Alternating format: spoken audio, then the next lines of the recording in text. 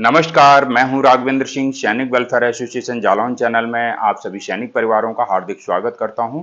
मित्रों, आज के वीडियो के माध्यम से कमेंट सेक्शन के माध्यम से जो भी आप लोग प्रश्न करते हैं, उन्हीं प्रश्नों के जवाब इस क्वेश्चन वीक के माध्यम से मैं आप लोगों को दे रहा हूं। और आज के वीडियो में उन्हीं प्रश्नों के जवाब लेकर के आया हूं। ध्यान से वीडियो को पूरा देखें, हो सकता है आज के वीडियो में आपके प्रश्न का जवाब मिल जाए। साथ में मैं आप लोगों को एक ऐसे फैमिली पेंशनर के बारे में बताना चाहूँगा जिसको डीएससी और आर्मी दोनों की पेंशन मिल रही है, परंतु ये पेंशन उनको बहुत ही कम मिल रही है। और किस कारण से कम मिल रही है, कितने समय से कम मिल रही है, वो सारी जानकारी आप लोगों को आज के वीडियो के माध्यम से साझा करूँगा। यहाँ पर सबसे पहले मैं प्रश्नों को कवर करूंगा, उसके बाद मैं उन फैमिली पेंशनर के बारे में एक वीडियो भी आप लोगों को दिखाऊंगा। किस डेट से उनको कितना कितना दिया गया है और कितना एरिया उनके खाते में क्रेडिट किया गया है, ये सारी जानकारी आप लोगों को आज के वीडियो के माध्यम से साझा करूंगा। मेरी ओर से एक रिक्वेस्ट, यदि अभी तक भी आपने हमारे चैनल को सब्सक्राइब नहीं किया है तो ऐसे ही नई नई वेलफेयर से रिलेटेड जानकारी प्राप्त करने के लिए आप हमारे चैनल को सब्सक्राइब कर सकते हैं, ताकि अगले वीडियो के नोटिफिकेशन आपको समय पर प्राप्त हो सके। धन्यवाद। ब्रजेंद्र सिंह जी की आईडी से प्रश्न आया, ये लिख रहे हैं, मैं 1 अक्टूबर 2006 को पेंशन आया हूं, 24 साल 11 महीने सर्विस किया हूं और कम्यूट आज भी कट रहा है 2566 रुपए।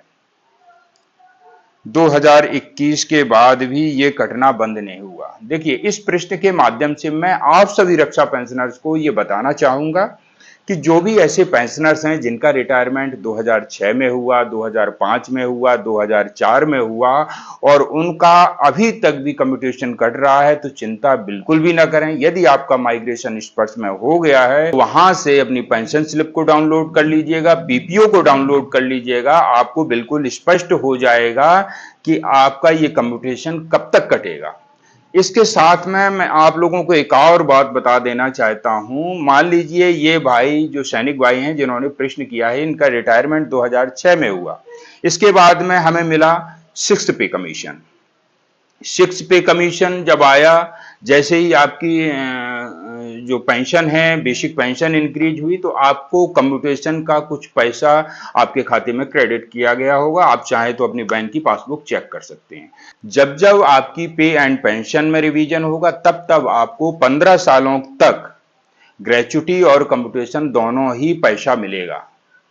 चाहे तो आप अपनी बैंक की पासबुक को बारीकी से चेक कर सकते हैं। आपको 6 पे कमीशन जब आया, उस समय आपको ग्रेच्युटी और कम्यूटेशन के नाम का पैसा दिया गया होगा। इसके बाद 2016 में जब 7th सीपीसी आया, उसमें भी आपको ग्रेच्युटी और कम्यूटेशन के नाम पर पैसा दिया गया होगा। अब जो मूल कम्यूटेशन होता है वो तो 15 साल के अंदर रिकवर कर लिया जाता है। जैसे कि 2006 में आप रिटायरमेंट आए, तो 2021 में जो मूल कम्यूटेशन था वो पूरा हो चुका है।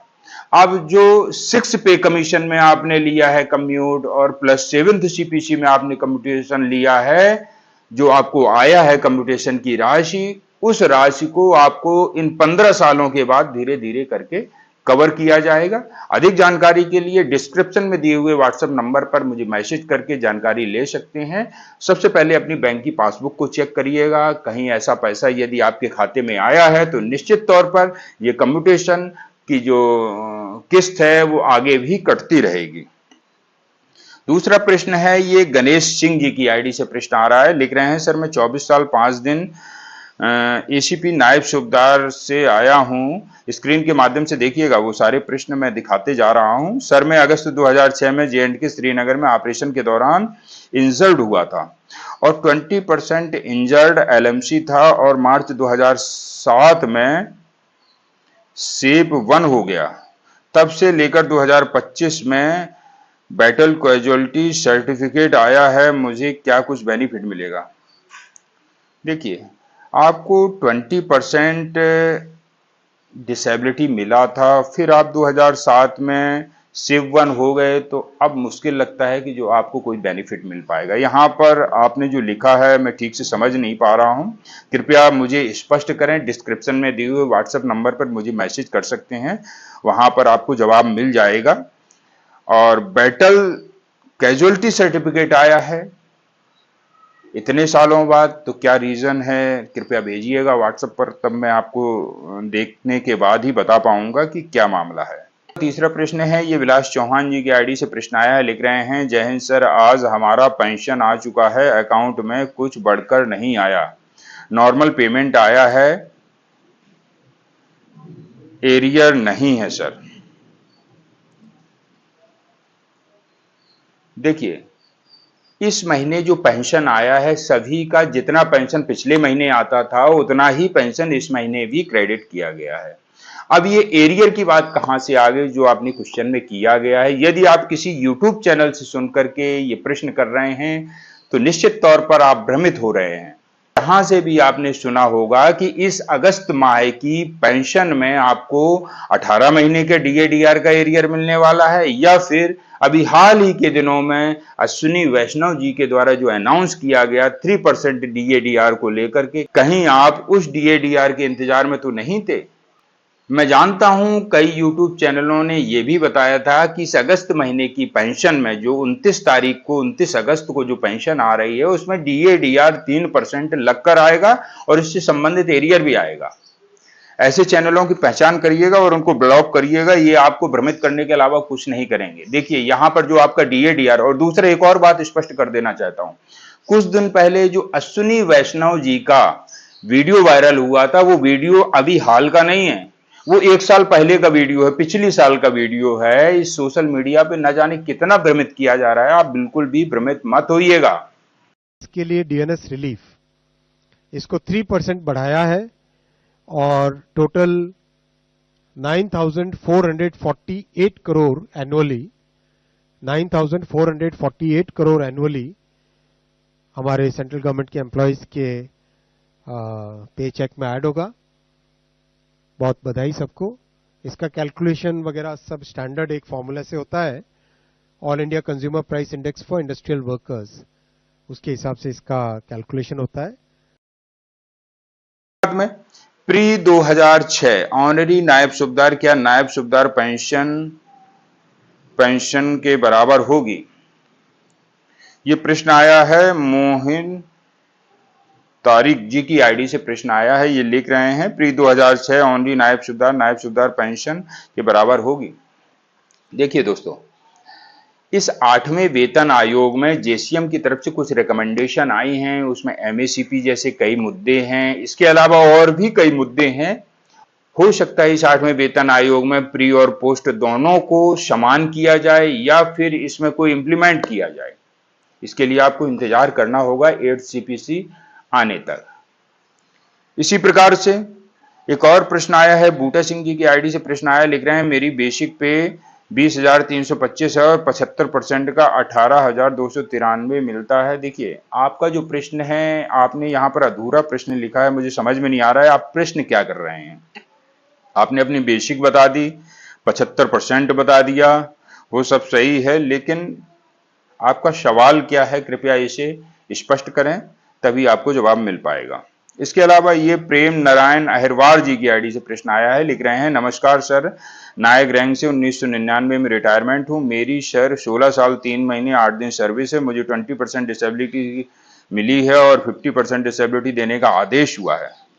सुप्रीम कोर्ट से आदेश हो गया है, यानी कि सुप्रीम कोर्ट से आपको ये आदेश हुआ है, और सुप्रीम कोर्ट से आदेश हुआ है दिनांक 18 अप्रैल 2024 को। तकरीबन 17 महीने हो गए आदेश मेरे पास है, अभी तक डिसेबिलिटी पेंशन मिलना स्टार्ट नहीं हुआ है, ना ही उसका एरियर मिला है। श्रीमान, मैं इंडियन आर्मी से रिटायरमेंट हूं, मुझे डिसेबिलिटी पेंशन मिलने दिलवाने की कृपा करें, मार्गदर्शन देने एवं इस कार्य करवाने के लिए। ठीक है, देखिए, आपने कोर्ट के माध्यम से ये केस जीता हुआ है। भी ऐसे सैनिक भाई हैं जिनको कोर्ट के माध्यम से हक मिला हुआ है, कोर्ट के आदेश होने के बाद में साल 2 साल 3 साल, कोर्ट के आदेश के बाद भी साल 2 साल 3 साल हो गए हैं और हक नहीं मिल पा रहा है। ऐसी कंडीशन में कोर्ट की अवमानना का नोटिस करवा दीजिएगा, आपको तुरंत बेनिफिट मिलना शुरू हो जाएगा। अगला प्रश्न है, बलवंत सिंह जी की आईडी से प्रश्न आ रहा है, सर मेरा स्पर्श का पीपीओ नहीं जनरेट हो रहा, पीसीडीए को कॉल करता हूं, और परेशान हो चुका हूं। देखिए, जो भी ऐसे रक्षा पेंशनर जिनका माइग्रेशन स्पर्श में नहीं हुआ, चिंता की कोई बात नहीं है। बैंक के माध्यम से आपकी पेंशन आ ही रही होगी। बैंक के माध्यम से यदि जो पेंशन आ रही है कम आ रही है तो उसके लिए हमें जरूर बताइएगा, मैं आपकी पेंशन का रिवीजन करवा सकता हूं। इसके अलावा ये चिंता मत करिएगा कि मेरा इस वर्ष में माइग्रेशन नहीं हुआ तो मेरी पेंशन आगे रुक जाएगी या मेरा क्या होगा। ऐसी चिंता बिल्कुल भी ना करें। जिनका माइग्रेशन स्पर्श में हुआ है उनको भी पेंशन मिल रही है, जिनका नहीं हुआ है उनको भी उसी तरह पेंशन मिल रही है। किसी भी प्रकार की आपको कोई असुविधा होती है तो आप हमारे चैनल से संपर्क करके आप हमसे कांटेक्ट कर सकते हैं, आपकी समस्या का समाधान अवश्य करवाया जाएगा। लेकिन माइग्रेशन की जिद मत करिएगा कि आपका माइग्रेशन हो सकता है, कुछ आपका डेटा वेरिफिकेशन या कुछ रिकॉर्ड ऑफिस के द्वारा पेंडिंग रह गया हो, जिसके कारण आपका जो पीपीओ है वो जनरेट नहीं हो पा रहा है, माइग्रेशन नहीं हो पा रहा है। और फिर भी यदि आप चाहते हैं कि आपका माइग्रेशन हो जाए, डिस्क्रिप्शन में दिए हुए व्हाट्सएप नंबर पर मुझे कांटेक्ट करके अपने माइग्रेशन के लिए कंप्लेंट डलवा सकते हैं। एक और प्रश्न आया है, ये लिख रहे हैं बूटा सिंह जी की आईडी से प्रश्न आया है। सर जी गुड इवनिंग, मैं बैटल कैजुअलिटी हूं और मुझे 75% मेडिकल बोर्ड दिया हुआ है, 1.92 फिटमेंट फैक्टर मिलता है, तो मेरी टोटल पेंशन कितनी होगी। देखिए, आपकी वर्तमान में जितनी भी बेसिक पेंशन आ रही है उसमें 1.92 फिटमेंट फैक्टर का आप गुणा कर लीजिएगा। जितना भी निकल करके आता है वो आपकी बेसिक पेंशन 8वें वेतन आयोग में हो जाएगी। उसके ऊपर जितना भी डीए उस समय रहेगा 8वें वेतन आयोग के बाद में, उस हिसाब से आपका कैलकुलेट होकर मिलना शुरू हो जाएगा। तो फिटमेंट फैक्टर 1.92 मिलेगा या 1.86 मिलेगा या 2.28 मिलेगा, जिस फिटमेंट फैक्टर से सेटिस्फाइड हैं, अपनी बेसिक पेंशन में उसी फिटमेंट फैक्टर का गुणा कर लीजिएगा। जितना भी निकल करके आता है वो 8वें वेतन आयोग में आपकी बेसिक पेंशन होगी। इसके अलावा मैं चर्चा किया था कि एक फैमिली पेंशनर हैं जिनकी उम्र लगभग 75 साल हो गई है। इनके हस्बैंड गुजर गए हैं और इनके हस्बैंड को 2 पेंशन मिलती थी, आर्मी और डीएससी की। दोनों जगह इन्होंने सर्विस किया हुआ था तो दोनों पेंशन मिलती हैं। अब की डीएससी पेंशन मिलती रही परंतु आर्मी की पेंशन इन्हें नहीं मिलती थी।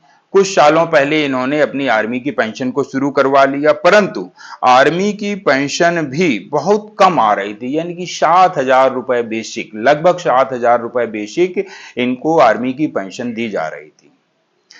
कमेंट्स करके बताइएगा क्या आज के जमाने में किसी भी फैमिली पेंशनर की बेसिक पेंशन 7,000 हो सकती है? मेरे ख्याल में 9,000 से कम तो किसी भी फैमिली पेंशनर की पेंशन नहीं होनी चाहिए। यहां पर इनकी फैमिली पेंशन 7,000 रुपए बेसिक पर मंथ थी। इन्हें 8 महीने पहले हमसे संपर्क हुआ, किसी तरह जिस प्रकार से भी ये हम तक पहुंचे, इन्होंने अपनी समस्या बताई। इनकी समस्या के संबंध में हमारे द्वारा कई बार इनके पेंशन कार्यालय को पत्र भिजवाए गए, तो इनके कार्यालय से ये पत्र रिसीव हुआ है और इस पत्र के मुताबिक इनकी पेंशन को रिवाइज करने का आदेश किया गया है और इनको इसका लाभ मिल भी चुका है। यहां पर आर्मी की जो पेंशन है वो 4,019 रुपए पर मंथ और डीएससी पेंशन 3,852 रुपए पर मंथ लागू की जा रही है 1/7/2014 से लेकर के 31/12/2015 तक। सर्कुलर नंबर है 555 डेटेड 4 फरवरी 2016। इसके अलावा आर्मी की पेंशन 10,329 रुपए पर मंथ और डीएससी की पेंशन है वो 9,900 रुपए पर मंथ 2016 से लेकर के 2019 तक। सर्कुलर नंबर है 570। इसके अलावा 11,285 रुपए पर मंथ और डीएससी की पेंशन 11,160 रुपए पर मंथ लागू की जा रही है जुलाई 2019 से लेकर के 30 जून 2024 तक के लिए। सर्कुलर है 666 डेटेड 20 जनवरी 2023। इसके अलावा फाइनली इनका जो सर्कुलर के हिसाब से पैसा मिला है वो सर्कुलर है 677 डेटेड 6 सितंबर 2024। इसके अलावा फाइनली जो इनको बेसिक दिया गया है 12,278 रुपए पर मंथ और डीएससी का 11,460 रुपए पर मंथ, ये दिया गया है जुलाई 2024 से लेकर के आगे तक के लिए, यानी कि ये सर्कुलर के मुताबिक 677 सर्कुलर के मुताबिक इनको दिया गया है। ये 6 सितंबर 2024 से दिया गया है। ये सब बताने का मेरा एक ही मकसद है, जो भी ऐसे फैमिली पेंशनर हैं जो पुराने हैं, यानी कि काफी समय हो गया है उनकी पेंशन में यदि रिवीजन नहीं हुआ है, तो अपनी पेंशन को रिवीजन के लिए अपने पेंशन कार्यालय को पत्र भिजवाने ही होंगे, तभी आपकी पेंशन में रिवीजन होगा। अब इनके संबंध में मैं आप लोगों को एक वीडियो दिखाना चाहूंगा, और उससे पहले मैं आप लोगों को बता दूं कि ये सभी सर्कुलर्स के मुताबिक इनकी बेसिक पेंशन कब कब कितनी कितनी होनी चाहिए, इस लेटर के माध्यम से इनको सूचित किया गया है और बैंक को भी आदेश किया गया है। और इससे संबंधित जो एरियर था 4,33,000 रुपए वो इनके खाते में क्रेडिट किया जा चुका है। वीडियो के माध्यम से आप उनके पौत्र को सुनिएगा। अच्छा बेटा, आपकी दादी की जो पेंशन कम आ रही थी, क्या वो पेंशन सही हो गई? हाँ, पेंशन तो सही हो गई है। आप कहाँ के रहने वाले हैं? मैं गोरापुरा का निवासी हूँ। मेरी दादाजी एक्सपायर हो गए थे जी। तो हमारी दादी है, उनको 2 पेंशन मिलती है, डीएससी और आर्मी की जी। उनका भी एरियर भी आया था जुलाई में। आपके दादाजी ने 2 सर्विस की थी दादाजी ने जी। एक डीएससी एक आर्मी की जी। तो उनके गुजरने के बाद दादी जी को पेंशन मिलती है, तो उसमें थोड़ा कम ज़्यादा होता रहता है, लेकिन आप लोगों को सहयोग से पेंशन सही हो गई। पहले आपकी दादी की जो पेंशन आती थी वो लगभग कितनी आती थी आर्मी की? 7,875। अच्छा, अब वो बढ़ गई है? बढ़ गई है, अब हो गई है 11,460। जी जी। और जो एरियर आया है वो कितना आया है? 4,33,000 रुपये एरियर आया है। 4 लाख दे गए। अच्छा, आपका जो भी कार्य हुआ है इसके लिए किसी ने आपसे पैसे तो नहीं दिए? कोई पैसा नहीं दिया, बिल्कुल फ्री किया है, अच्छे से काम किया, अच्छे से काम करते हैं आप लोग। अच्छा, इसके लिए आप मुझे और हमारे साथियों को क्या कहना चाहेंगे? इसके लिए हम आपके साथियों को आपको कहना चाहेंगे, बहुत अच्छा कार्य कर रहे हो आप लोग, ऐसे ही कार्य करते रहो, बहुत सहयोग करते रहो, ऐसे ही सब लोगों को हमारे तरफ से बहुत बहुत धन्यवाद। थैंक यू भैया। अच्छा, जो दादी का एरियर आया है वो कितना आया है? 4,33,000। 4,33,000। ठीक है भैया, ठीक। जैसा कि दोस्तों आपने वीडियो के माध्यम से सुना, इनकी जो दादी माँ हैं उनकी पेंशन में रिवीजन हो गया है और उनसे संबंधित जो भी एरियर था वो भी इनके खाते में क्रेडिट किया जा चुका है। मेरी आप लोगों से एक ही रिक्वेस्ट है, जो भी ऐसे रक्षा पेंशनर्स, फैमिली पेंशनर आपके आसपास पड़ोस में, आपके गांव मोहल्ले में, गली मोहल्ले में कोई हैं जिनको पेंशन कम मिल रही है, कृपया करके आप इस चैनल के माध्यम से उन तक मदद पहुंचा सकते हैं, उनके बारे में हमें बता सकते हैं, ताकि हम उनकी पेंशन में रिवीजन करवा सकते हैं।